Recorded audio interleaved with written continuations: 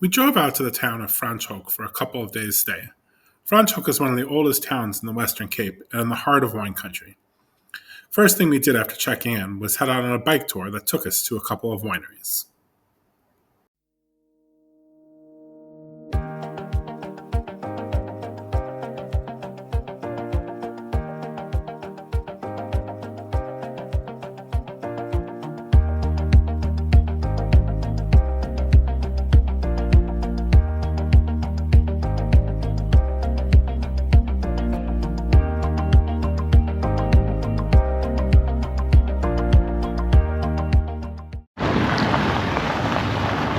Alright, so we are on bikes, obviously.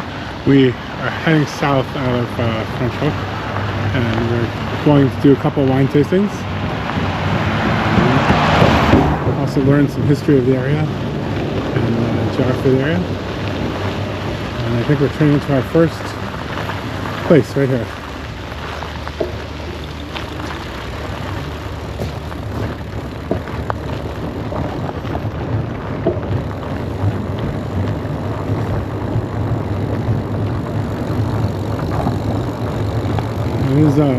It is winter time, so the grapes are not on the vines, unfortunately, but still should be good.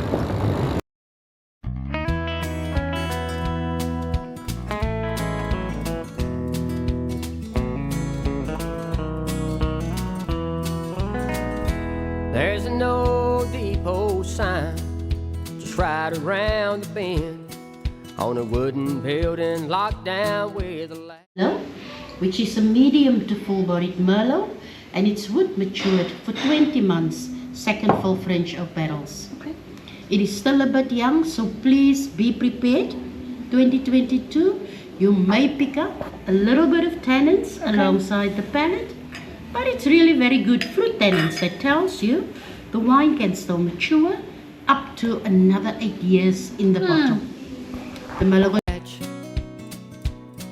I'd go there as a boy and watch the train roll in, people leaving out and coming back. Beyond those rusty tracks, well, I still recall the time when I turned 14.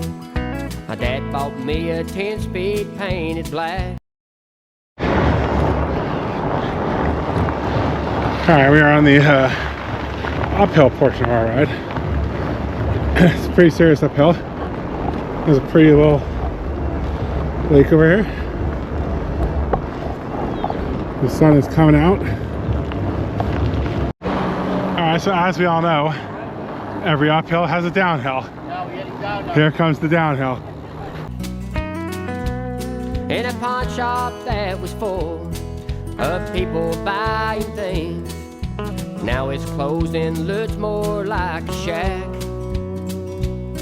Beyond those rusty tracks, and my mind still goes back beyond those rusty tracks, when all you seen were crowded streets and smiles.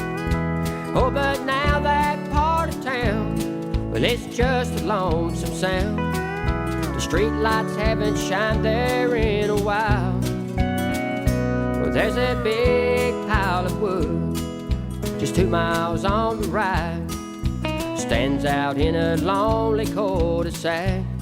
Well, that used to be a bar that I'd go on Friday nights, a place for shooting pool and shots of Jack. Beyond those rusty tracks.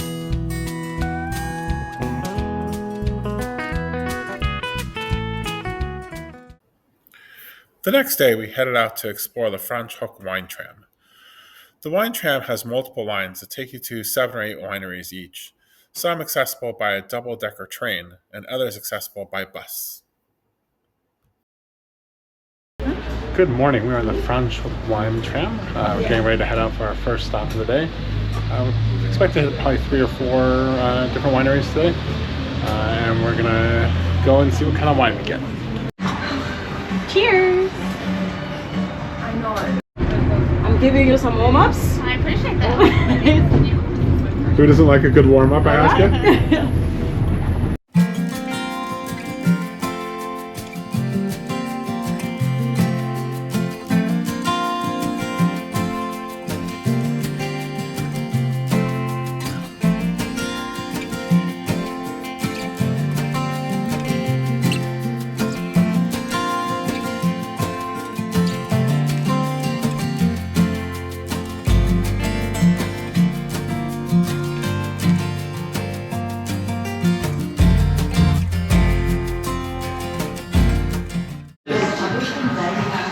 Our first stop is Rickety Bridge. We're waiting for our tasting. It has turned into an absolutely beautiful day outside. A white wine with a Chardonnay finish. It's like a little bit buttery right at the end, but not like fully buttery. It's interesting.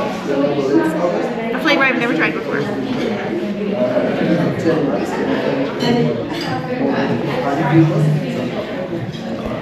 Okay, so we started with two lighter wines. The first was a rosé, and the second is a grape called Semillon.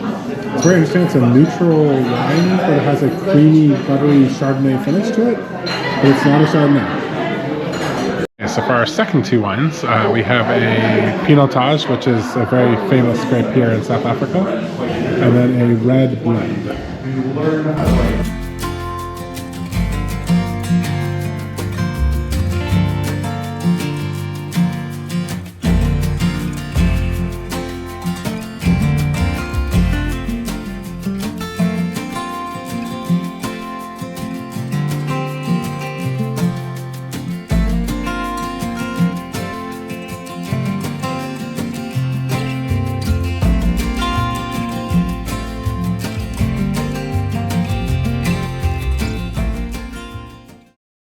As we are at our second stop of the day, this is Franschhoek Cellars. We're going to do a wine and chocolate pairing tasting, kind of like what we did yesterday.